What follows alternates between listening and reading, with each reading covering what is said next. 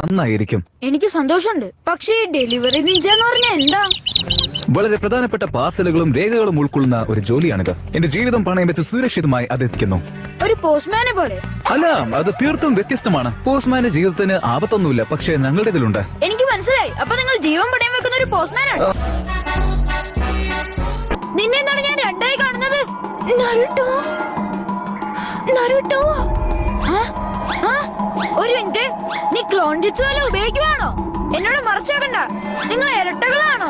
അല്ല. ദൈവമേ, ഇവർ രണ്ടുപേരിൽ ആരാണ് ശരിക്കുള്ള ഹിനാറ്റ എന്ന് എങ്ങനെ കണ്ടുപിടിക്കും? എനിക്ക് വട്ടുപിടിക്കുമെന്ന് തോന്നുന്നു. നിങ്ങളുടെ ശബ്ദം ഒരേപോലെ തന്നെയുണ്ട്. എനിക്ക് കിട്ടി. ഞാനൊരു ചോദ്യം ചോദിക്കാം. അതിന് ഉത്തരം യഥാർത്ഥ ഹിനാറ്റയ്ക്ക് മാത്രമേ പറയാൻ പറ്റൂ. ശരി, ഹിനാറ്റയുടെ അച്ഛന്റെ പേരെന്താണെന്ന് അറിയാമോ? ഹിയോഷി ഹ്യൂമ. അത് ഫലിച്ചില്ല. എന്റെ ചോദ്യം അത്ര പ്രയാസമുള്ളതായിരുന്നില്ല. കാരണം ഹിനാറ്റയുടെ അച്ഛന്റെ പേര് എനിക്കറിയില്ല.